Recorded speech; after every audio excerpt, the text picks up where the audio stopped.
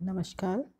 हिंदी साहित्य की कक्षा में आज हम छंद और वर्ण तथा मात्राओं के बारे में जानने का प्रयास करेंगे। तो सर्वप्रथम हम देखते हैं कि छंद किसे कहते हैं। जो भी कविता होती है वह छंद में निर्मित होती है, यानी छंदमयी रचना को हम पद्य कहते हैं, और जबकि छंद विहीन जो रचना होती है वो गद्य कहलाती है। गद्य में हम कविता के अलावा अन्य जो भी विधाएं हैं, जैसे कि उपन्यास, कहानी, नाटक, निबंध, रेखाचित्र, संस्मरण, डायरी इत्यादि को सम्मिलित करते हैं। छंद की यदि हम परिभाषा देखें तो वर्णों की संख्या, क्रम, मात्रा गणना तथा यति गति से संबंधित एवं विशिष्ट नियमों से नियोजित वाक्य रचना छंद कहलाती है। यानी छंद के निर्धारण के लिए हमें वर्ण कौन सा है, वर्ण की संख्या क्या है और उनका क्रम क्या है, मात्राओं की गणना, मात्रा 1 है, 2 है, कुल कितनी मात्राएं हैं, तथा उस छंद में यति गति है या नहीं है, इसके बारे में विचार करना होता है।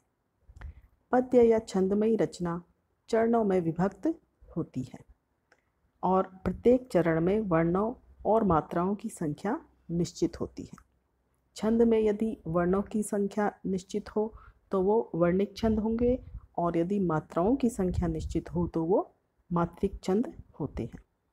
छंदमयी रचना में मुख्यतः 4 चरण होते हैं, लेकिन कभी कभी ऐसा भी होता है कि 6 चरणों की भी रचना होती है। तो छंद को जानने से पहले हमें यह जानना आवश्यक है कि वर्ण किसे कहते हैं और छंद में वर्ण कितने प्रकार के माने जा सकते हैं, तथा मात्राएं किसे कहते हैं, इसकी गणना हम किस प्रकार करेंगे। तो सर्वप्रथम हम बात करते हैं वर्ण की। तो वर्ण 2 प्रकार के होते हैं। पहला ह्रस्व, जिसको लघु कहते हैं, तथा दूसरा दीर्घ, जिसको गुरु कहते हैं।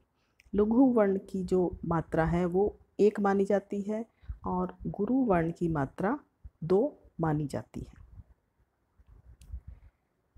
जैसे कि मैंने आपको बताया कि लघु वर्ण की 1 मात्रा होती है। अब यदि हम देखेंगे लघु वर्ण कौन कौन से हैं, तो अ, इ, उ, ऋ और लृ, ये लघु वर्ण माने जाते हैं, यानी इनकी 1-1 मात्राएं मानी जाएंगी। दीर्घ वर्ण की मात्राएं 2 मानी जाती हैं, और दीर्घ वर्ण है आ, ई, उ, ए, ऐ, ओ, औ।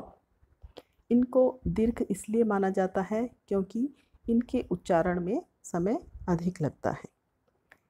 इसके अलावा कुछ अन्य परिस्थितियां भी होती हैं जिसमें कोई भी लघु वर्ण जो है वो दीर्घ वर्ण में परिवर्तित माना जाता है तथा उसकी 2 मात्राएं गिनी जाती हैं। जैसे कि शब्द में अनुस्वार युक्त होने पर, जैसे कि उदाहरण हम देखें हंस, तो हंस में ह में ए की मात्रा है, तो यहाँ लघु वर्ण हुआ, लेकिन चूंकि ये अनुस्वार युक्त है इसलिए इसको लघु नहीं मानकर दीर्घ वर्ण माना जाएगा और इसकी 2 मात्राएं गिनी जाएंगी। दूसरी परिस्थिति जैसे कि विसर्ग युक्त होने पर, उदाहरण स्वरूप समझने का प्रयास करते हैं। दुख, द में छोटे उ की मात्रा है, यानी इसकी मात्रा 1 यानी लघु वर्ण है, किंतु अनुस्वार से युक्त होने के कारण इसको भी दीर्घ वर्ण माना जाएगा और यहाँ 2 मात्राएं मानी जाएंगी। तीसरी परिस्थिति है संयुक्त व्यंजन से पूर्व। उपरोक्त आगे की जो उदाहरण है उसमें हम देखेंगे सत्य में हम स के जो है वो संयुक्त व्यंजन से पूर्व आया है, इसलिए हम स को लघु वर्ण नहीं मानकर दीर्घ वर्ण मानेंगे। हलंत से पूर्व, हलंत से पूर्व जो भी लघु वर्ण होगा वह स्वतः ही दीर्घ वर्ण में बदल जाएगा। इस प्रकार हम लघु एवं दीर्घ वर्ण को जान सकते हैं तथा उनकी मात्राओं की गिनती कर सकते हैं। इसको और अच्छी तरह समझने के लिए हम एक उदाहरण लेते हैं। जैसे कि कविता है कि पंक्तियां हैं, निज गौरव का नित ज्ञान रहे, हम भी कुछ हैं यह ध्यान रहे।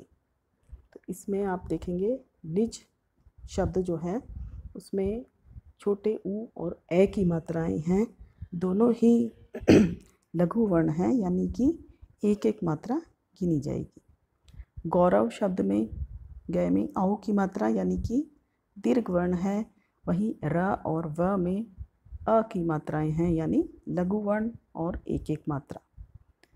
का में आ की मात्रा है यानी दीर्घ वर्ण है, दो मात्राएं। नित में दोनों ही लघु वर्ण है यानी एक एक मात्राएं।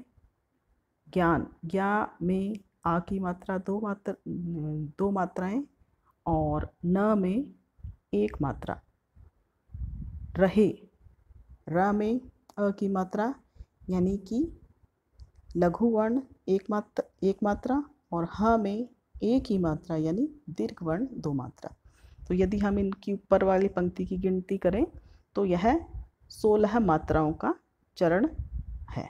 इस प्रकार हम नीचे वाले जो भी पंक्ति है उसकी हम मात्राएं लगाकर लघु एवं दीर्घ वर्ण का ज्ञान करके हम कुल मात्राएं उनकी ज्ञात कर सकते हैं।